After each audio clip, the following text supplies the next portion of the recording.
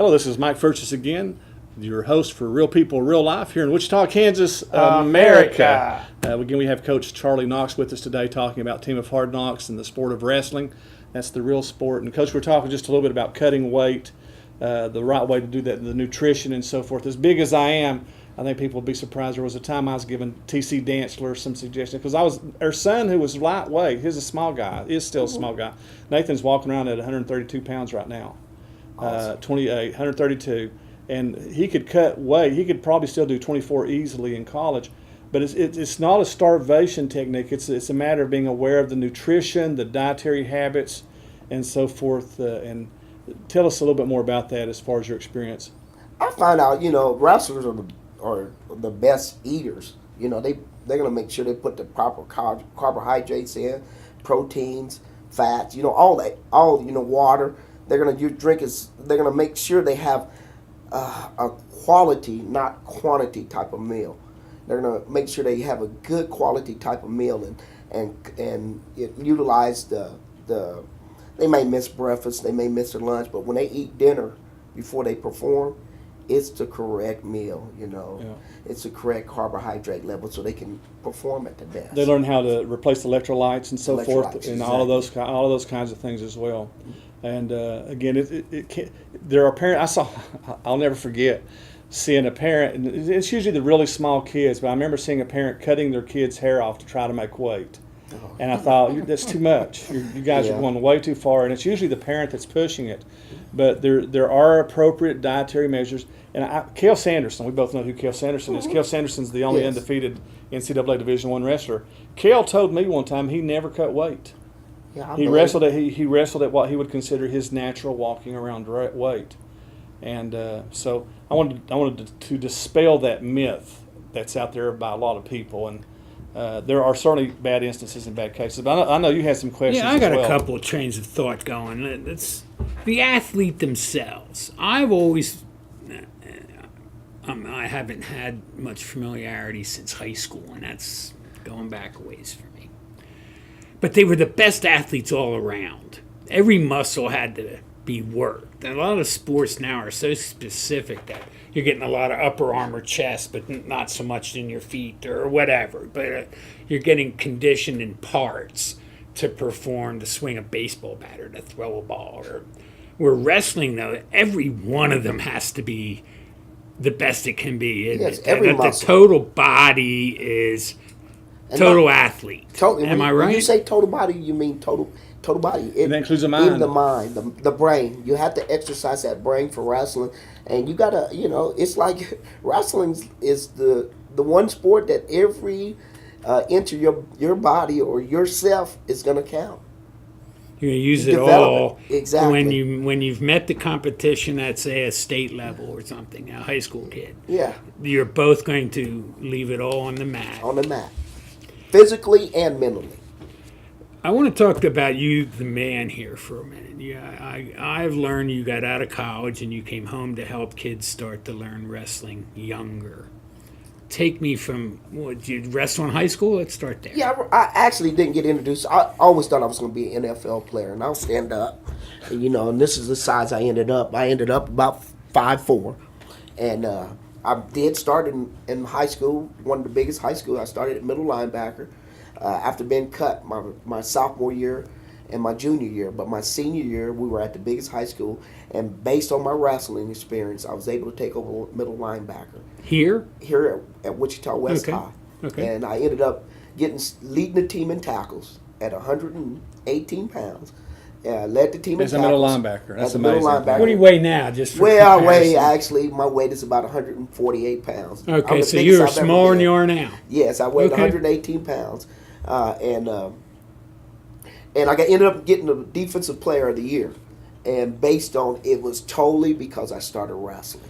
Because you study the balance and center of gravity, the whole bit that goes with wrestling, which makes you see a ton of great college and NFL players that wrestled in high school. Like Ray Lewis. Yeah. And Barry Sanders is only, 5'7", 5'8", right? He's about 5'8", 5'9". But he's got great balance, Right. If I could have got him in wrestling, man, if you ever could get a chance to talk to his big brother, Byron Sanders, he recommends every football player running backs to do wrestling because you develop hips.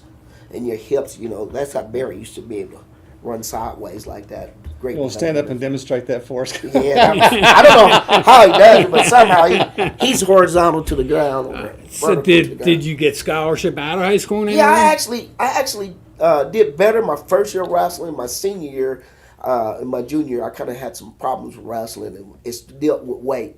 I tried to do the Cal Sanderson. I would be undefeated, and then I'd say I'm going to move up in the weight class because I can pretty much handle just about everybody in our wrestling room. Robert Reynolds wouldn't like me to hear me say that, but I could actually go up and wrestle against everybody in my wrestling room at 120 pounds, all the way up to the heavyweight, which at that time was 265 pounds. But so I said I can beat these guys. I can beat just about anybody. But my senior year was kind of difficult for me. But based on my ability, I still was offered a scholarship to Garden City Community College, and I went out there and earned a varsity spot there. And I tell this story. I said when I got done with college, I owed $300. I took a student loan out for $300, and that was it. I paid it.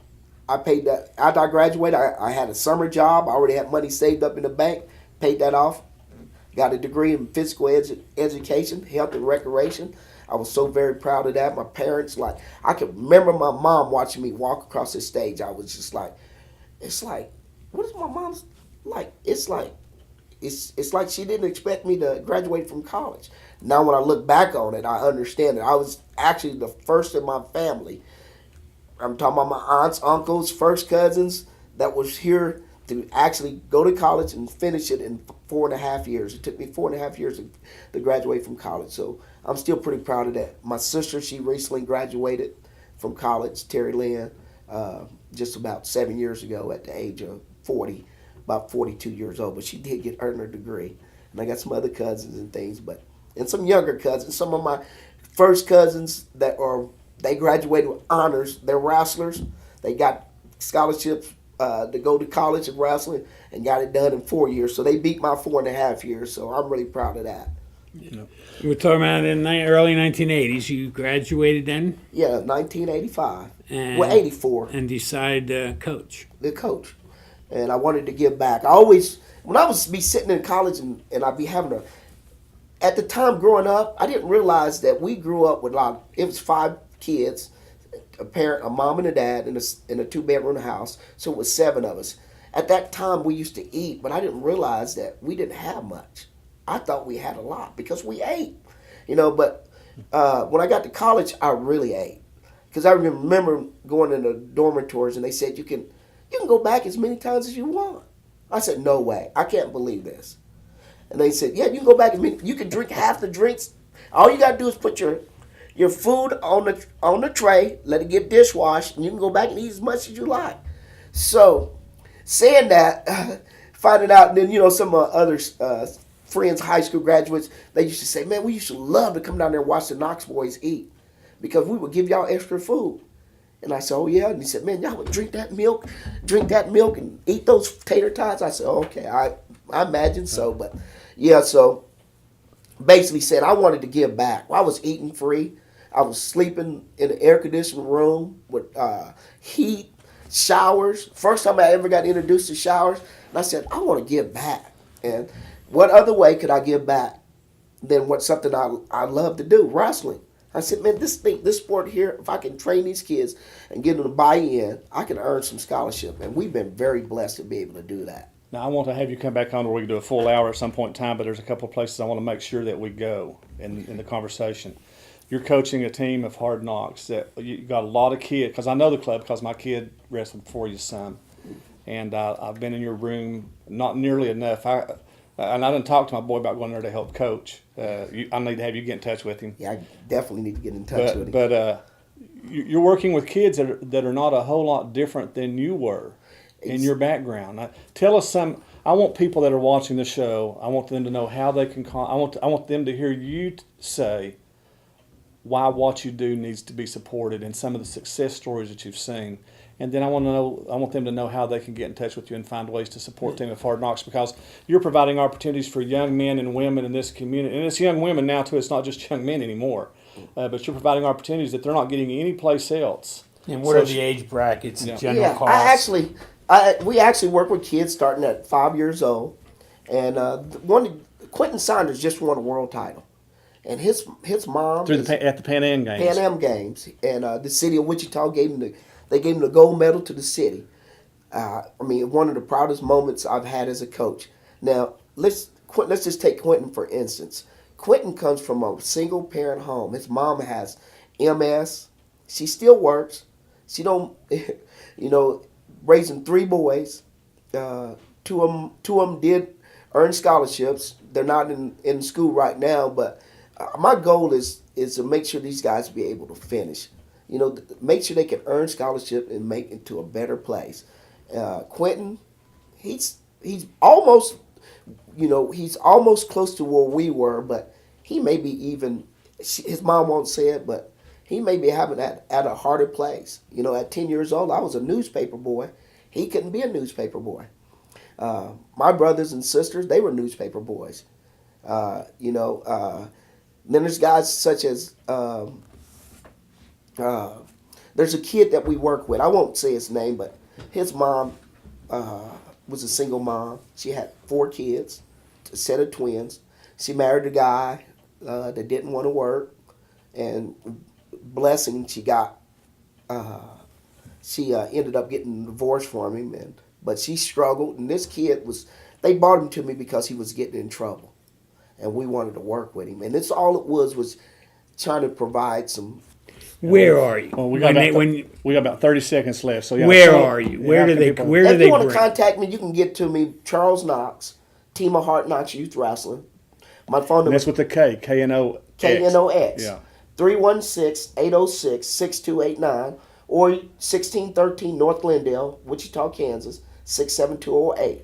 Facebook page? Facebook page, Team of Hard Knocks Youth Wrestling. Team of Hard Knocks, KNOX. And repeat that phone number again, Coach, if you will. 316-806-6289. And what I want to do is I want to make for sure that we get you back with some wrestlers. Oh, yeah, definitely. Some of the past that'd and be some of the great. present. That would be, That'd be awesome. if we could find a way to do that in the restroom, Yeah. it would be even We- more incredible. I want to add this. Kendrick Maple is now the assistant coach for the University of Oklahoma.